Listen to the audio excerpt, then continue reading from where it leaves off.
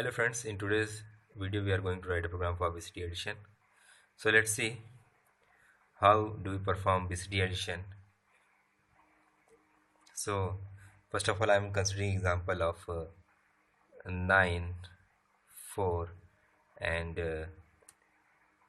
7, 9. I want to add these two numbers, okay. So what will we do? Simply we'll add 9 plus 4 and it will come now 9 plus 4, that is 13, and 13 is written as D in hexadecimal, and 9 plus 7, so 9 plus 7 is 16, and 16 is written as 10 in hexadecimal. So carry will be generated here and a 0 will be here, okay. So at this stage if we will do simple hexadecimal addition, then we will get this as the answer, okay. So now see what is there in the BCD addition. There are three conditions. First condition is if you are adding two digits, okay. I am talking about digits, that means if you are adding this and this only. So if you are adding two digits and you are getting result of that summation is less than 9 and carry, that means I am talking about carry generated here, okay. So and if carry is not generated, that means you will have not to do anything and the answer will be the final answer, okay. But if you are getting result of summation of these two digits as less than 9, but at the same time you have got a carry there, that means you will have to do adjustment, and that means you will have to add 06, okay. So you will have to perform addition of 06 in the result. And again the third condition is that result is greater than 9, that means result may be A, B, C, D, E, F in hexadecimal and you have not got a carry there. In that case also, in order to compensate for BCD, we add 6 in the result. So after considering these rules, now we are going to convert this number into hexadecimal. So 9 plus 4 is D, and D falls under case third, that means result is greater than 9 but carry is not generated, so we will add 6 here. So D, that means 13 plus 6, it will be 19, and 19 in decimal is written as 13 in hexadecimal. Alright, so that's why 3 will be here and a carry 1 will be transferred here, okay. So a carry is transferred there, and now this will be 9 plus 1, that means 10, and 10 plus 7 is 17, and 17 is written as 17 in decimal is written as 11 in hexadecimal, okay. So that's why 11 will be generated here. So I am overwriting here in order to correct the result. So this will be 11, and after that as you can see that now summation is 1 1, so it comes under second case, that means result is less than 9 but carry has generated. So again in order to compensate for that, we will have to add number 6 here. So 6 plus 1 will be 7 and 1 will be reflected in the carry. So this is our result. Let's see one more time. When we have performed 4 plus 9, that will come as D in hexadecimal, and on adding these two numbers separately, 9 plus 7, it will give us 10, okay. So after adjusting for these two digits, this 4 plus 9 summation is D, and this fall under condition 3, result is greater than 9 and carry is 0. So we will add a 6 here and we will get 13 plus 6 19, and I told you 19 is written as 13h, so 3 will be here and a 1 will be stored as carry, okay. So in order to again add these two numbers again, 9 plus 7 will be it is 16, and 16 is written as 10, but we will have to take care for carry also. So it will be 1 1. So that means 17. On summing 9 plus 7 plus 1, you will get 17. It is written as 1 1 in hexadecimal. So 1 will be here and 1 will reflect in carry. Okay. Now in order to compensate for BCD addition, because this results fall under this category, result is less than 9 and carries 1, you will have to add 6 here and you will get 173 as a complete answer. Okay. So after knowing the process, let's start writing a program. So I am assuming that at address 2050H I will be writing my first BCD number, and at address 2051H I will be writing my second number. Say this is 1, this is 2, and at address 2052H and 2053H I will store the result. Well, you can see, in order to get the complete result, we will require 2 bytes. In one 73 will be written, and in another byte it will be 01 will be written. So that means result will have 2 parts. One will be lower byte and one will be upper byte.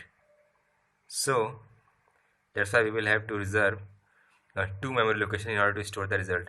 So I am reserving 2052H for lower byte, say it LB, and 2053H for upper byte, say UB. Okay. So now for writing the program, remember that if you want to do any arithmetic or logical operation, then first of all you will have to bring those number in microprocessor, into the microprocessor. Alright. So instruction I am going to write here is LDA 2050H. By writing this instruction, first number will come to the accumulator. Alright. So now I want to get the second number also in the into the microprocessor. So first of all I will save the result, the value present in accumulator, in some other register. That's why I'm going to write MOV B, A. After writing this, my first BCD number is now stored in B, and accumulator is again ready to use.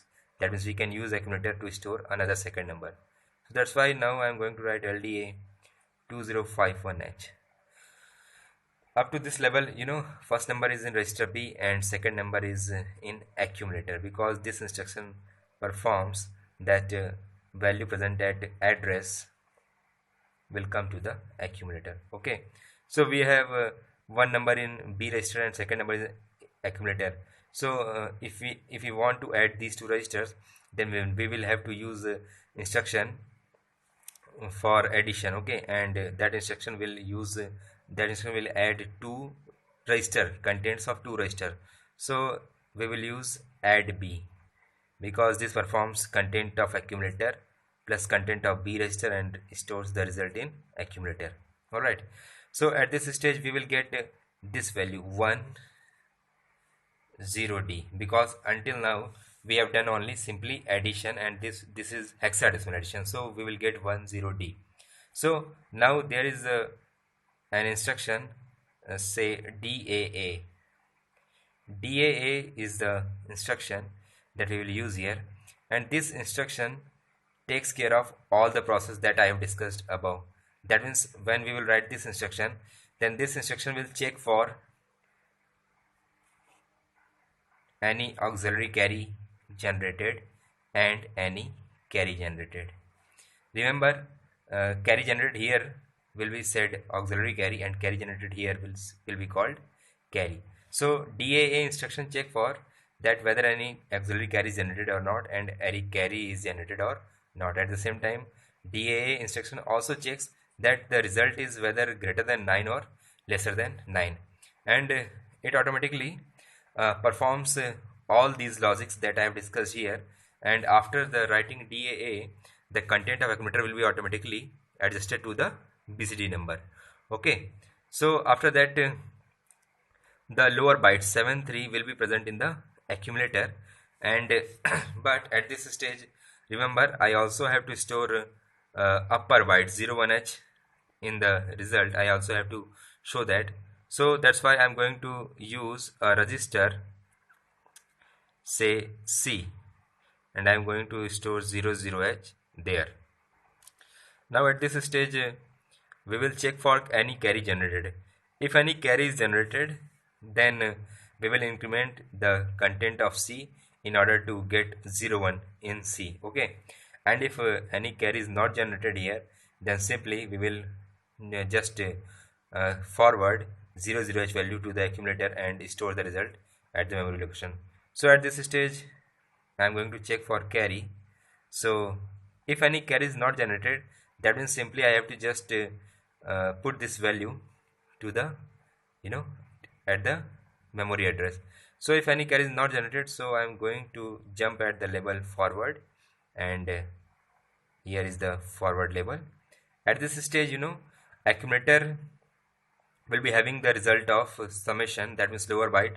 So I am going to write STA2052H.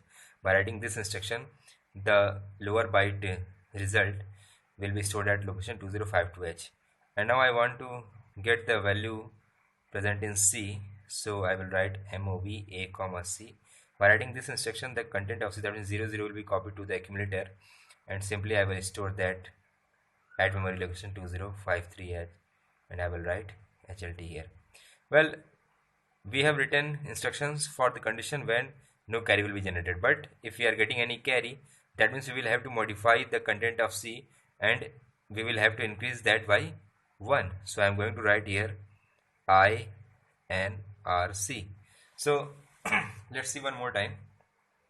That first of all we take a number 00 in in C register. Then we got the first number in accumulator. We stored that number in register B. We got the second number in accumulator. We performed the addition and we used DAA instruction, decimal adjust of accumulator, decimal adjust of accumulator, in order to convert the present hexadecimal result in BCD. And after that we check for the carry, and if no carry is generated, that means at the higher byte only 00 will be needed. So simply we have transferred that value to the memory address. And in the case a carry will be generated, for that we will increase the content of C and 01 will be stored at the memory location. That means if we are going to put these value 94 at first memory location and 79 at second memory location, then as a result we will get 73 here and 01 here. Well, this was all about a program for BCD addition. Thanks for watching.